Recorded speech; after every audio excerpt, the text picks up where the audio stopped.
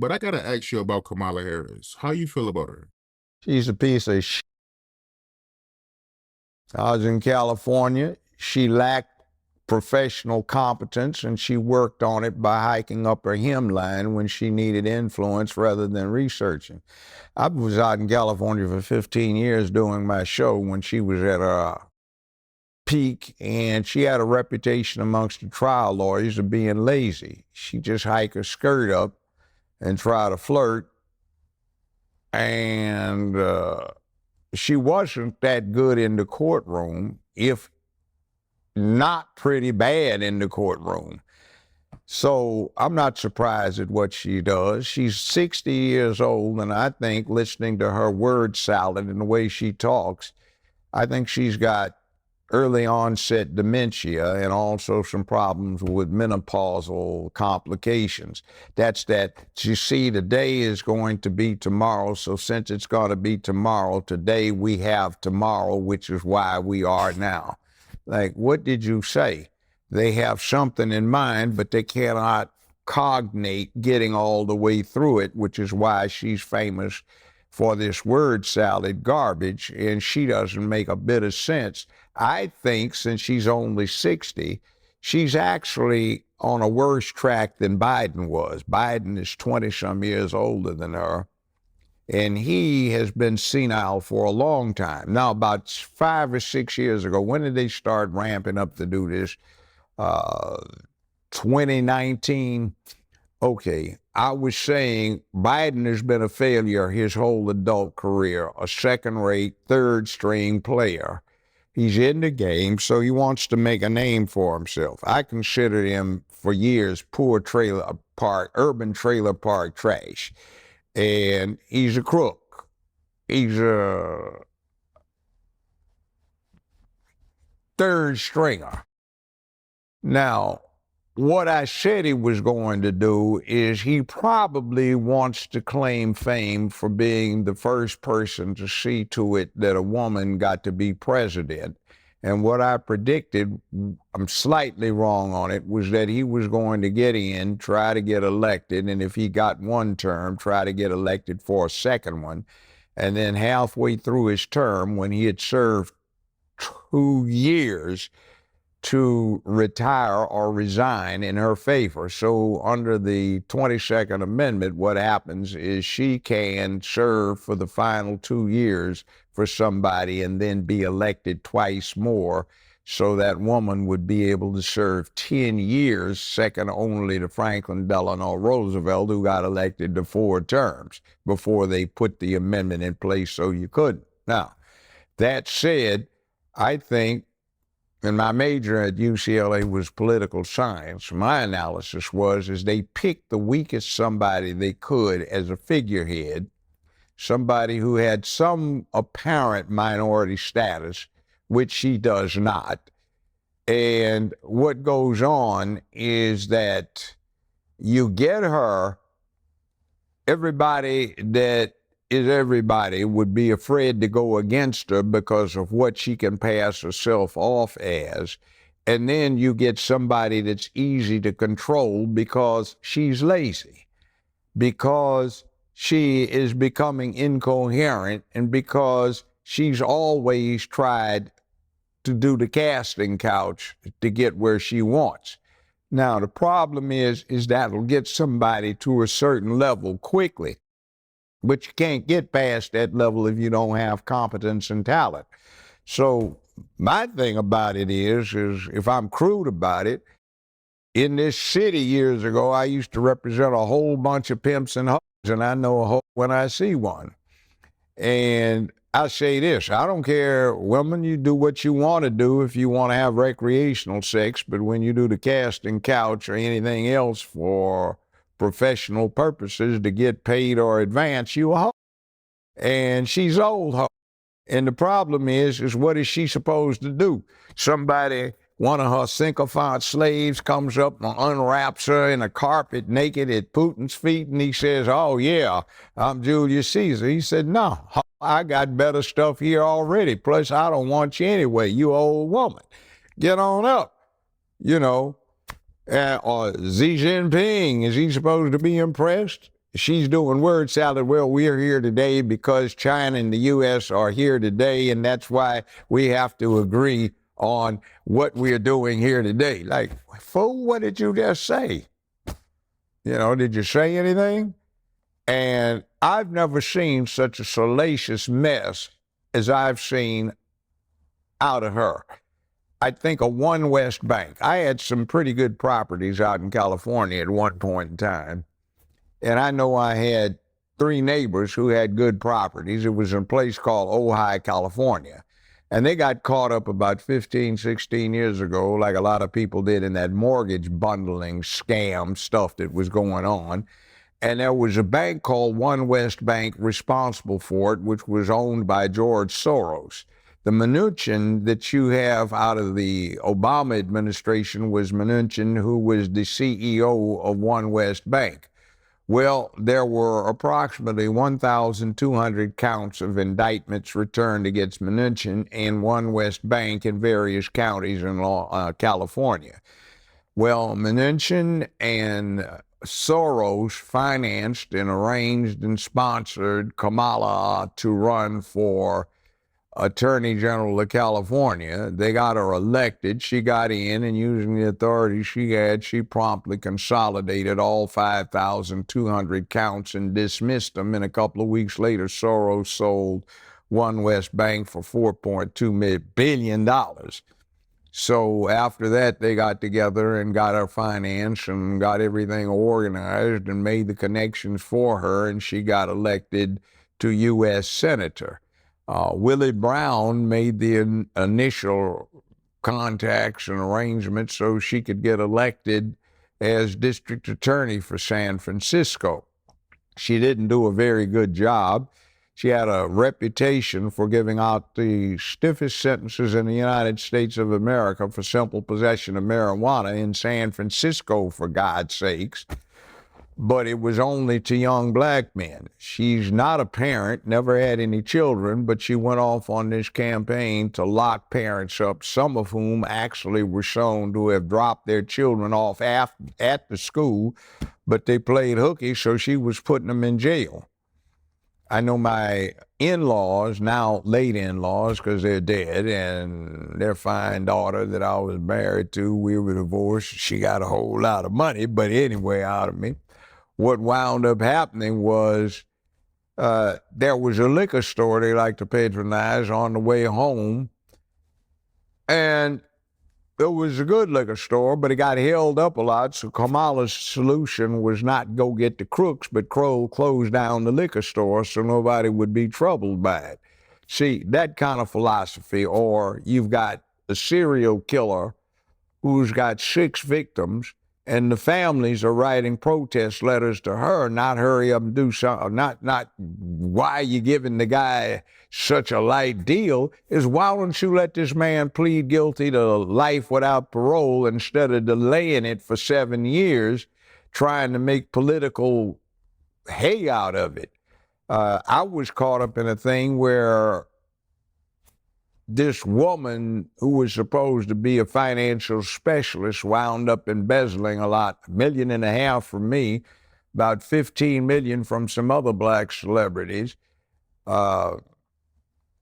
And most of it was in the San Francisco area, not LA where I was. She consolidated the cases up there in San Francisco, took 5 years to resolve it, let her plead out not the $15 million of embezzlement, but $35,000. The sentence was 5 years in the penitentiary, 4.5 years suspended, 5 years probation.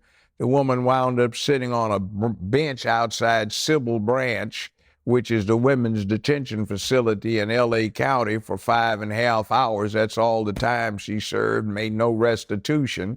And la-di-da, I'm through with it now, I don't care, on her behalf. Like, where's our money? You know, what did you do here?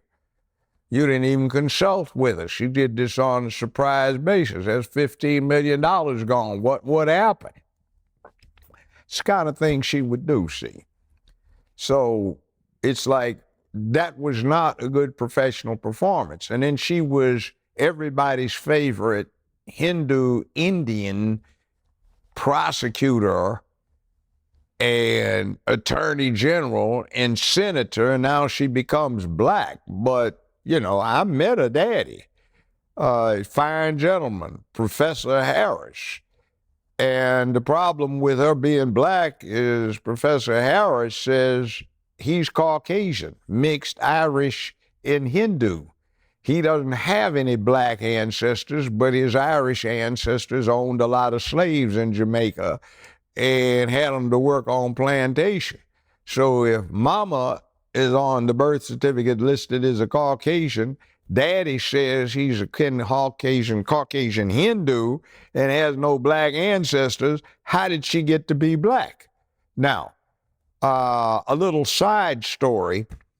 When I had my show, let's say this has been 26 years ago, I had two beautiful women that I thought were sisters on the show. And they laughed one time when we all went to a happy hour and said, "You think we're black, don't you?" "Yeah, aren't you?" "No, we're Hindu."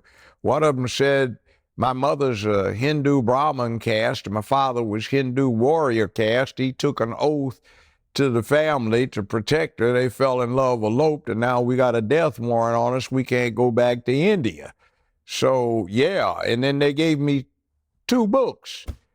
The guys were Hindu, and they were very dark, but they cut their hair off close, grew beards, and started dressing and acting black, and they got financial aid. One of them, I think, went through medical school that way, masquerading for being black. Somebody else did it, so she went to Howard.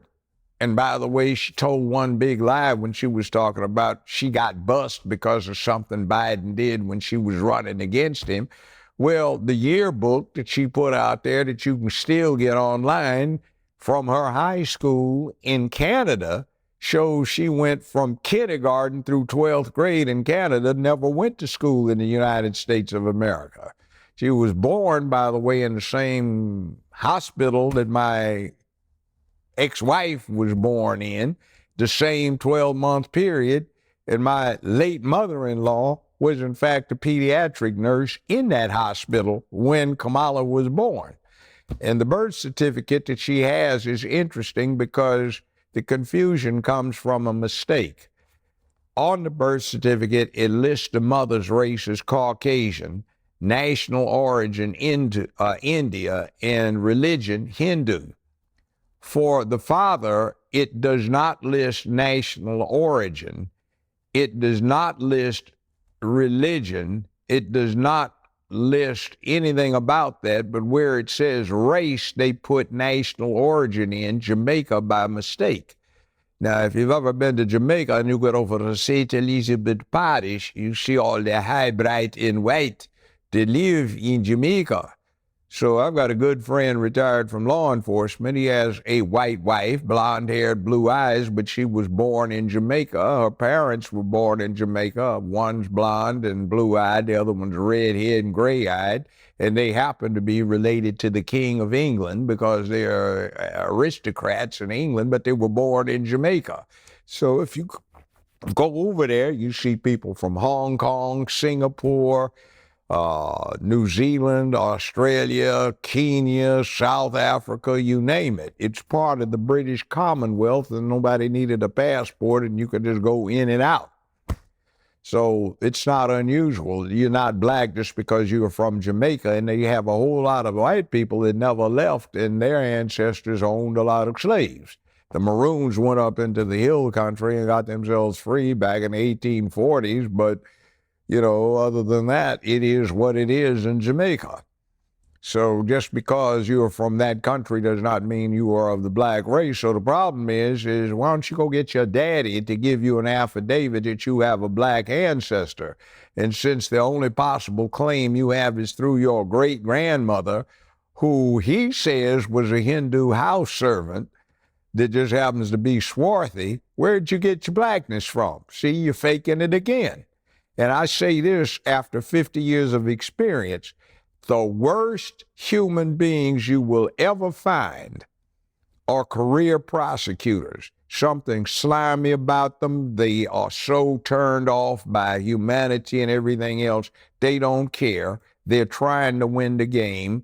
It is just play to them. They don't give a damn about the people they represent. They just want to win. So they lie, cheat, steal to win the game. And that brings up the other thing, where the Supreme Court of California ordered her to produce the evidence that was exculpating to somebody sitting up on death row that she had hidden.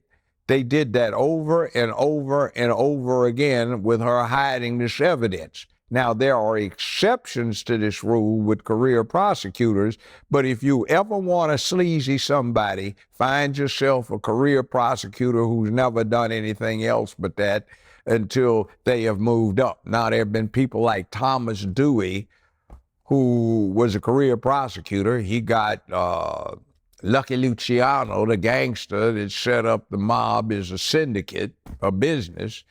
He got him and became governor of New York and then an unsuccessful candidate for president twice. You have people like that, and you got Kamala, who was a career prosecutor, and that's essentially all she's done outside of moving directly over into politics. They tend to be crooks. They're not good people. It's like I used to, on the bench, it's like, excuse me, can you approach both of you? Do you have any character? Do you realize what you just did? Well, I mean, no, we can't have that. That is not going to be allowed up in here. You do it again, and the court's going to see to it that you get a 10-day paid vacation courtesy of the sheriff. No. See, and that's what I'm looking at.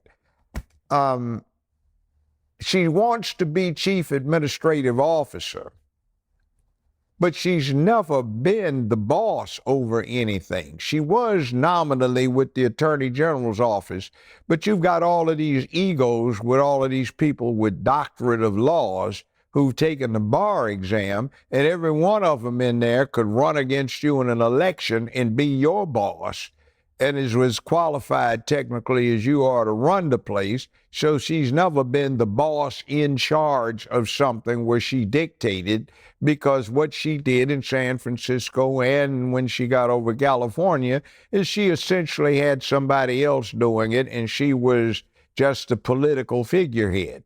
So when you come into this situation here, Putin, you know, Russia, Ukraine, those are serious things. They have a lot of nukes.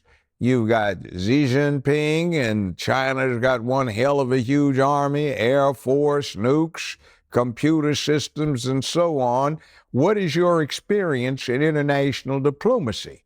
You got made the representative of the country to handle the foreign affairs. You failed so badly they yanked you out when you were actually the boss in charge. The borders are, you just complete abject failure to that. Your only appearance down there was to sit in a chair in the desert while they interviewed you, trying to be cute, flashing your pearls, you know, and you didn't do your job.